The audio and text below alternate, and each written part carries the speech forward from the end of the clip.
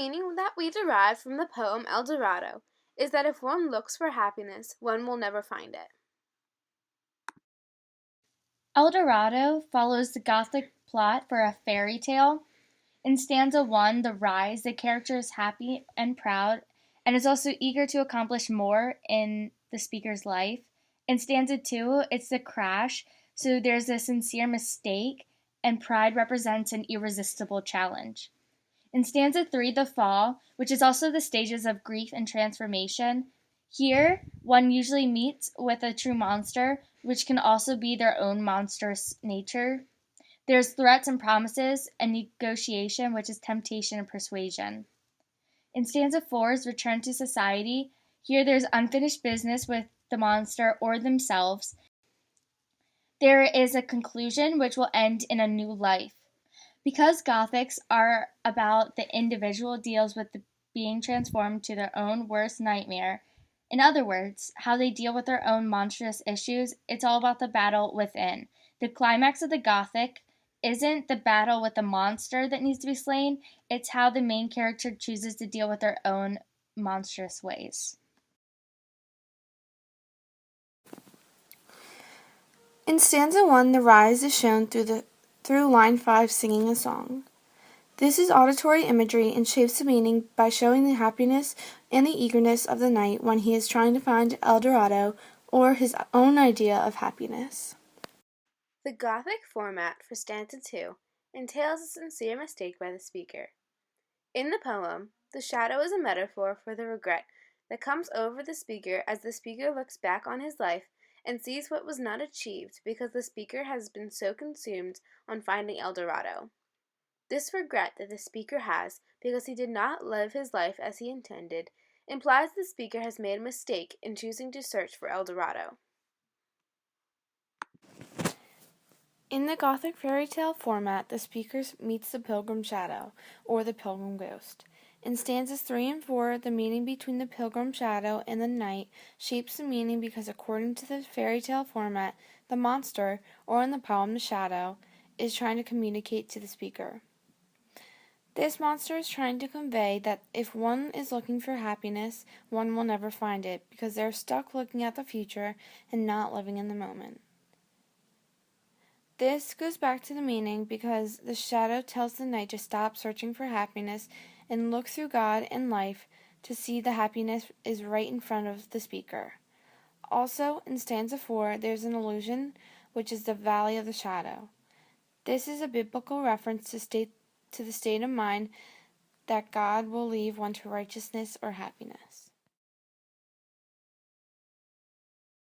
The whole poem of Eldorado is also an allusion.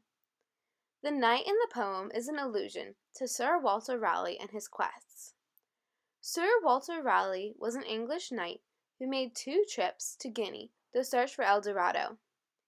During his second trip in 1617, he sent his son, Wat Raleigh, with an expedition up the Onondaga River. But Walter Raleigh, then an old man, stayed behind at base camp on the island of Trinidad. The expedition was a disaster, and his son, Wat Raleigh, was killed in a battle with the Spaniards. The poem describes the knight's journey along the way to find Eldorado, or his happiness. On his journey, he grows old and begins to regret his choices in life. This can be compared to Sir Walter Raleigh's life, as when he lost his son on a quest to find Eldorado, he was very old and would most likely regret his decision to lose his son over an unrealistic goal. This allusion shapes the meaning because one will not find happiness until they look back on their life and appreciate what they have, just as Sir Raleigh could have felt after losing his son.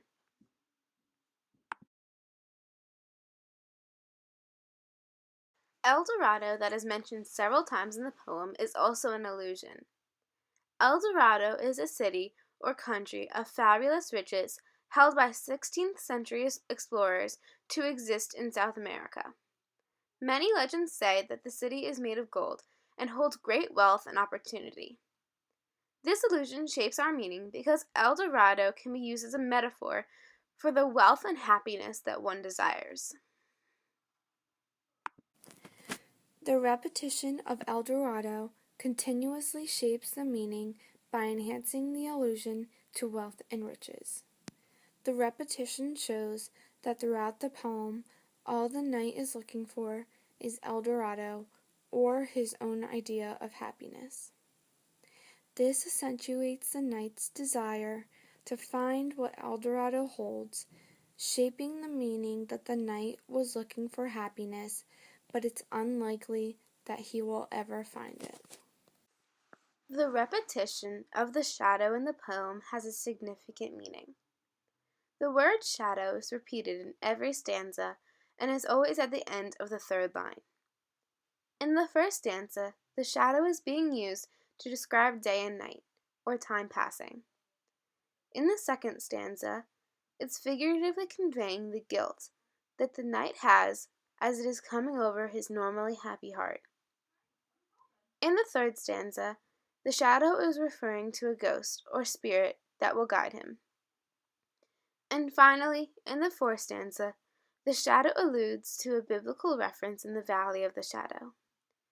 These different uses of the word shadow shape the meaning because the variations on the word allows for the definition of the word to be identified as the speaker wants it to be.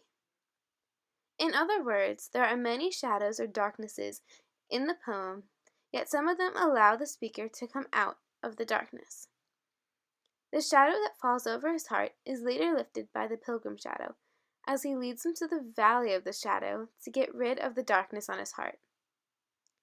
This relates to our meaning, because if one is looking for happiness but has an obsession or a shadow over one's heart that makes one continuously look for happiness, one will need something to show another that happiness is right in front of one if one looks at their life instead of searching for more.